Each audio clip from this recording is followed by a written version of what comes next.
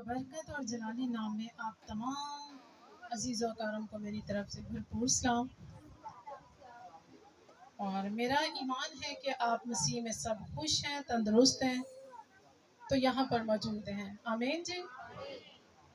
تو میرے پاس جو آج کا کلمہ ہے وہ کلمہ 5واں کلمہ ہے، جسمانی دکھ کا کلمہ ہے، یسوع کی پیاس کا کلمہ ہے۔ وہ پیاس کیا تھی ان کی، اس پیاس کو بیان کرنے کا کلمہ ہے۔ یہ کلمہ جو ہے بہت ہی پاورفل کلمہ ہے۔ یہ کلمہ جب ہماری زندگیوں میں آ جاتا ہے، جب ہمیں کوئی پیاس لگتی ہے، بھوک لگتی ہے، تو ہم سے برداشت نہیں ہوتی، لیکن میرے اور آپ کے خداوند نے صلیب پر اس کو برداشت کیا اور بڑی ہمت سے برداشت کیا اور کہا میں پیاسا ہوں۔ تو وہ پیاس کس کی تھی؟ آپ کی اور میری پیاس تھی۔ میرے عزیزوں، آپ نے ہمیشہ سنا ہوگا کہ یہ جو 7 کلمے ہیں دکھ کے کلمے ہیں۔ یہ 7 کلمے مسیح نے صلیب پر بولے۔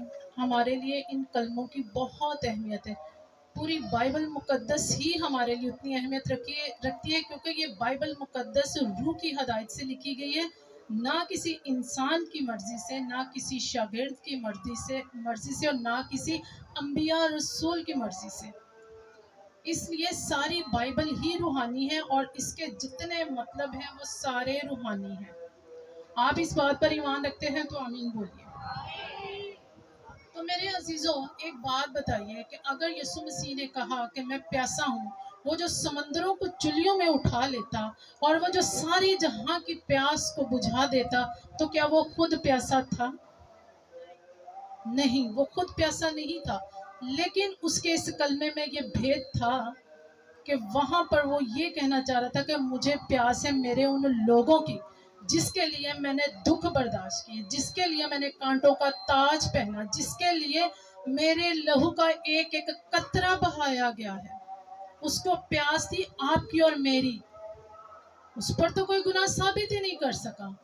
ذرا اس بات کو دیکھیے، اپنی آنکھوں کو بند کیجئے اور ان لمحوں کو سوچئے اور دیکھیے کہ مسیح خداوند صلیب پر لٹکے ہیں، ان کے سر پر تاج، کانٹوں کا تاج۔ میرے ہسبینڈ ابھی یہاں پر آئے تھے، انہوں نے ایک ٹی شرٹ پہنی اور اس کے اوپر ایک چھوٹا سا کانٹوں کا تاج بنا ہوا ہے۔ اگر ہم اس تاج کو اپنے ہاتھوں پر ہی اٹھائیں گے نا، ایک چھوٹے سے تاج کو، وہ جو اسے راؤنڈ میں پڑا، تو وہ ہمیں تکلیف دے گا، ہمیں دکھ ہوگا کہ میں نے کیا پکڑ لیا۔ تو میرے اور آپ کے خداوند نے وہ جو تاج پہنا تھا وہ پوری ٹوپی بنی ہوئی تھی، اور اس تاج کو پہنا کر اس کو دبایا گیا تھا تاکہ اچھی طرح سے فکس ہو جائے۔ ایسی ہے۔ تو میرے عزیزوں، ایک بات بتائیے، اگر ہم اس صلیب کو دیکھتے ہیں، اس عالم کو دیکھتے ہیں، اس خون بہنے کو اگر اپنی آنکھوں سے دیکھیں، کیل ٹھکے ہوئے ہیں اور منہ پیاسا ہے، بائی زبور میں دیکھیں تو اس کی پیشن گوئیاں ملتی ہیں۔ کیا پیشن گوئیاں ہیں؟ کہ اس کی زبان تالو سے چپکی ہوئی ہے، وہ پیاس نڈھال ہے، اور وہ پیاس تھی آپ کی اور میری۔ وہ سمندروں کو بنانے والا کبھی پیاسا نہیں ہو سکتا۔ وہ جو دریاؤں میں سے پانی بہاتا ہے، جس کے خون بہانے سے ہماری پیاس بجھنی چاہیے تھی، وہ پیاسا نہیں تھا، اس کو پیاس تھی آپ کی اور میری۔ لیکن کیا آپ نے کبھی اس چیز کو سوچا ہے کہ آپ نے اس پیاس کو بجھانے کے لیے کبھی کوشش کی کہ مسیح خداوند کو اگر ہماری پیاس تھی تو وہ خون جو اس نے کلوری پر بہایا، اور جب وہ کلام کرتا ہے تو کہتا ہے کہ زندگی کا پانی میں ہوں، زندگی کا سرچشمہ میں ہوں، تو وہ کیا تھا؟ وہ اس کا یہ کلام تھا، اس کے کلام کے بھید تھے۔ تو میرے عزیزوں، کیا آج وہ بھید آپ کی زندگیوں میں کھل چکے ہیں؟ کیا آپ نے وہ تیاری کی ہے اس کی پیاس بجھانے کے لیے؟ وہ تو کلوری پر پیاسا تھا نا۔ وہ یہ کلمہ اس لیے کہہ رہا تھا تاکہ میرے لوگ سمجھ سکے کہ میں اس دنیا میں مجسم ہو کر، خدا کا کلام دنیا میں مجسم ہو کر میرے اور آپ کے لیے آیا۔ یہ ضرور ایک دکھ کا کلمہ ہے، لیکن اس میں تسلی بھی پائی جاتی ہے، اس میں ایک خوشی بھی پائی جاتی ہے۔ وہ بھی میں آپ کو بتاؤں گی کہ وہ تسلی اور خوشی کس طرح سے ہے۔ جب ہم مکاشفہ کی کتاب دیکھتے ہیں تو اس میں کیا ہم پڑھتے ہیں؟ اس میں صاف لکھا ہوا ہے کہ وہ جلد آنے والا ہے، اور ہر آنکھ اس کو دیکھے گی، اور وہ بھی اس کو دیکھیں گے جنہوں نے اس کو چھیدا ہے۔ مکاشفہ کی کتاب ایک ایسی کتاب ہے جو یسوع مسیح کی دوسری آمد کے بارے میں بتاتی ہے ہمیں۔ یہ ہمارے لیے ایک خوشخبری بھی ہے اور ایک تسلی بھی ہے۔ آمین۔ مکاشفہ کی کتاب میں صاف لکھا ہے کہ وہ جلد آنے والا ہے، اور ہر آنکھ اس کو دیکھے گی، اور وہ بھی اس کو دیکھیں گے جنہوں نے اس کو چھیدا ہے۔ آمین۔ لیکن میرے عزیزو، اس بات کو جانیے، کیا ہم اس کی اس آمد کی تیاری کر رہے ہیں؟ مکاشفہ کی کتاب ایک واحد کتاب ہے جس میں یسوع مسیح کی دوسری آمد کے بارے میں بہت سے بھیدوں کو بیان کیا گیا ہے۔ تو کلوری پر تو وہ پیاسا تھا، آپ کی اور میری پیاس لے کر۔ تو میرے عزیزوں، اس پیاس کو بجھانے کے لیے کیا ہم تیاری کر رہے ہیں؟ وہ تو پوری تیاری کے ساتھ باپ کے پاس سے آیا۔ کیا آپ اور میں یہ تیاری کر رہے ہیں؟ کون ہاتھ کھڑا کرے گا، کہے گا کہ میں یہ تیاری کر رہا ہوں اور میں اس دوڑ میں دوڑ رہا ہوں؟ ہاتھ کھڑا کیجئے۔ کسی کا ہاتھ نہیں کھڑا۔ میں آپ کو اپنی بات بتاؤں نا، تو آپ لوگ یہاں پہ مجھے کم دیکھتے ہیں بھائی ناصر، اور اکثر لوگ یہ سمجھتے ہیں کہ شاید میں کسی اور چرچ سے اٹیچ ہو گئی۔ ایسی کوئی بات نہیں۔ ہماری روحانی مدر اور ہمارے روحانی باپ اس قدر اچھے ہیں کہ ہم سوچ نہیں سکتے کہ ہم ان سے الگ ہو جائیں۔ کیونکہ آج جیسا کہ بھائی نے بھی بتایا، سسٹر نے بھی بتایا، اور بہت سارے خادمین جو خدا کے بعد یسوع نے ایک ہمیں خوبصورت تحفہ دیا ہے بھائی ناصر اور ان کے مسز کے وسیلہ سے، آج ہم ان کے ساتھ ویسے ہی اٹیچ ہیں جیسے آج سے کوئی 10 سال پہلے اٹیچ تھے۔ ہماری کسی دکھ تکلیف میں وہ ہمارے ساتھ ہوتے ہیں۔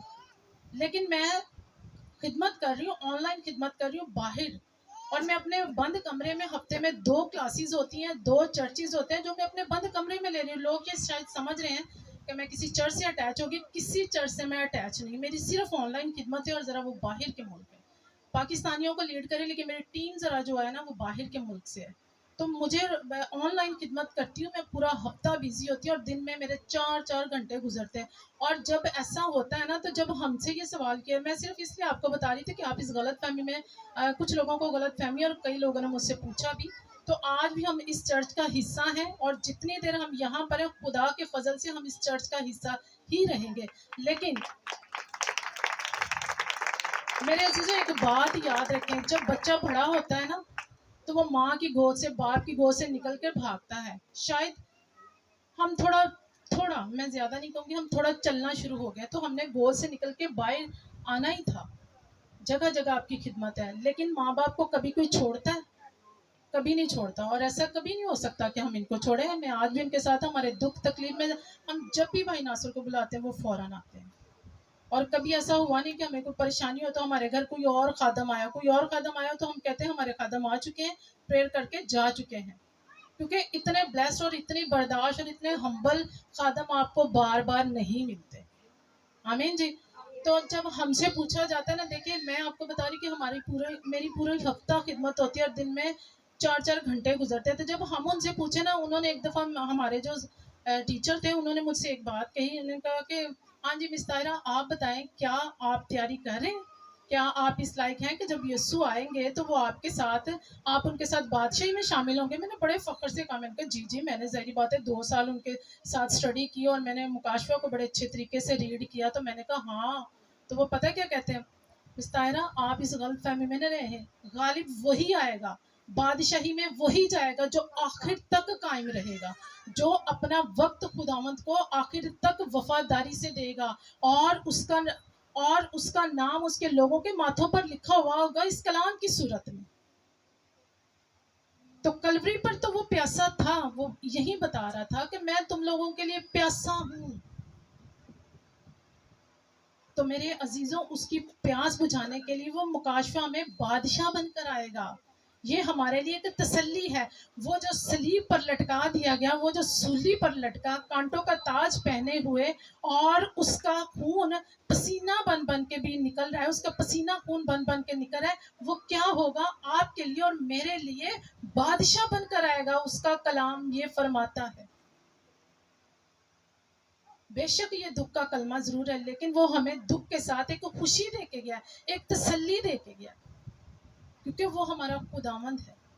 یہ اتنا آسان نہیں تھا کہ زمین پر آ کر اپنے آپ کو اتنا نیچے کر دینا تاکہ ہم بڑے کیے جائیں. آپ لوگ اپنی قیمت نہیں جانتے. اگر آپ لوگ اپنی قیمت جانیں تو آپ فخر سے ہر بات میں کہیں کہ ہاں میں مسیحی ہوں. ہم لوگ جو چھپا لیتے ہیں نا، اگر آپ کو اپنی قیمت کا پتہ لگ جائے نا تو آپ تو فخر سے کہو کہ ہمارے جیسا تو کوئی ہے ہی نہیں، کیونکہ ہماری قیمت تو اس نے ادا کی ہے جو بادشاہوں کا بادشاہ، جو شہنشاہوں کا شہنشاہ، جو طبیب اعظم حل مشکلات اور جو خدا کے منہ کا کلمہ بن کر زمین پر آیا ہے. اس نے ہماری قیمت ادا کی ہے، وہ ہمارے لیے پیاسا ہے. مکاشفہ کی کتاب اگر پڑھے تو ہمیں پتہ چلتا ہے، وہ کہتا ہے کہ کوہ سیون پر وہ برہ کھڑا ہے، سفید جاموں کے ساتھ ایک بھیڑ کھڑی ہے، اور وہ سفید جامے ان کے ہیں جنہوں نے برے کے لہو سے اپنے آپ کو دھو کر پاک اور صاف کیا ہے. وہ لہو جو کلوری پر بہایا گیا تھا، وہ لہو یسوع مسیح یہ کہہ رہے تھے کہ میرا کلام زندگی کا پانی ہے. اس کے کلام کو سمجھنا، وفاداری سے چلنا اس کے ساتھ اور اس کو وقت دینا، پھر ہی ہمارے جامع خدا کے برے کے لہو سے صاف کیے جاتے ہیں، دھلتے ہیں، اور پھر ہی ہم کوہ سیون پر اس برے کی اس بھیڑ میں شامل ہوں گے جس میں وہ ہمیں بلاتا ہے. آج وقت ہے آپ کے پاس کہ اس کی پیاس کو بجھا دیجیے، اس کو وقت دیجیے. ہماری پیاس کیا ہے؟ دنیا کی دولت اکٹھا کرنی. جس کے پاس اولاد نہیں وہ اولاد کے پیچھے بھاگ رہا ہے، جس کے پاس گھر نہیں ہے وہ گھر کے پیچھے بھاگ رہا. ہماری پیاس یہ ہے، پر میرے اور آپ کے یسوع کی پیاس یہ نہیں تھی میرے عزیزوں. وہ یہ چاہتا تھا کہ لوگ میرے کلام کو سمجھے، اور جیسے ان شاگردوں نے اپنی جانوں کو آروں پر اور قربان ہو کر گرم تیل کی بھٹی میں اپنے آپ کو جلایا، تیل کے کڑاہوں میں ڈالے گئے اور اس کا انکار نہیں کیا، وہ بھی آج چاہتا ہے کہ آپ میرا انکار نہ کرو. اور جب آپ کو کہا جائے کہ خدا کا کام ہے تو بڑھ چڑھ کر حصہ لیا جائے. اس کی پیاس یہ ہے آپ کے لیے. وہ کلوری پر پیاسا پانی کا نہیں تھا میرے عزیزوں. میں پھر کہوں گی کہ وہ تو سمندروں کو چلیوں میں اٹھانے والا خدا ہے. وہ آپ کی اور میری پیاس رکھتا ہے، آج بھی رکھتا ہے. آج ہمارے پاس وقت ہے، یہ جسم ہمارے پاس ہے نا تو ہمارے پاس وقت ہے. جب یہ جسم نہیں رہے گا تو پھر ہمارے پاس وقت ختم ہو جائے گا. آج ہمارے پاس وقت ہے کہ ہم اپنے جسم کو بھی بچائیں، اپنی روح کو بھی بچائیں. لیکن جب آپ کے پاس وقت ختم ہو جائے گا آپ بڑا پچھتائیں گے. پھر دانتوں کا پیسنا ہوگا، پھر ہم نکمے نوکر بن جائیں گے. تو میرا خیال ہے کہ آپ اس چیز کو سمجھ چکے ہوں گے کہ خدا کی پیاس کیا تھی.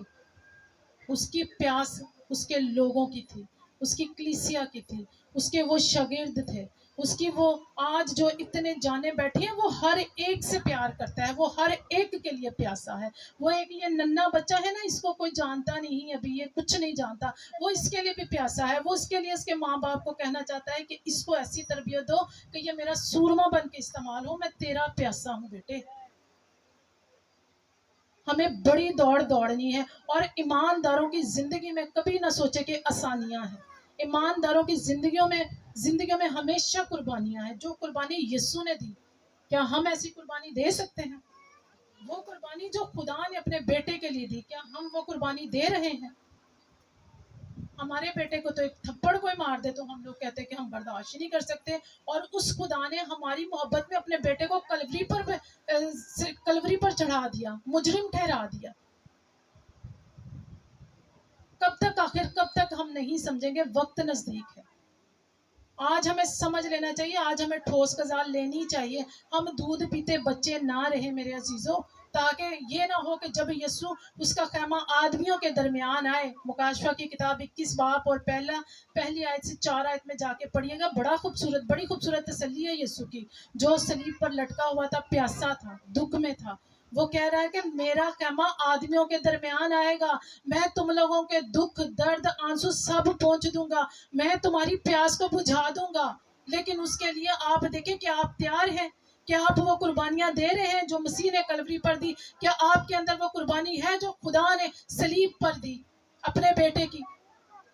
اس قربانی کے بغیر اگر آپ کہیں گے نا کہ آپ خدا کے ساتھ بادشاہی میں شامل ہو جائیں، تو اگر اس کے کلام کو ریڈ کریں تو کبھی آپ شامل ہی نہیں ہو سکتے. پھر آپ بھوسے کی مانند اڑا دیے جائیں گے. وہ اپنے گھیو کو ہی اپنے خطے میں جمع کرے گا. آج صرف وقت ہے، اس کو سمجھ لیں، اس کو سیکھ لیں. کیونکہ ہم لوگ جب کلام کو سیکھتے ہیں اتنا وقت دینے کے بعد ہم لوگ سمجھتے ہیں کہ ہم اس لائق نہیں کہ ہم شاید خداوند تیری حضوری میں آ سکے. جتنا سخت کلام ہے میرے عزیزو, یہ کلام ہم سمپل پڑھتے ہیں لیکن جب اس کی روحانیت کو جانے تو رونگٹے کھڑے ہوتے ہیں. آخری وقت تک ایسا لگے گا کہ شاید ہم بچائے نہ جائیں, لیکن ہمیں دوڑنی ہے, اس کے وعدے ہاں کے ساتھ ہیں. آمین. آج کے کلام کے وسیلہ سے خداوند آپ کو بڑی برکت دے. آمین.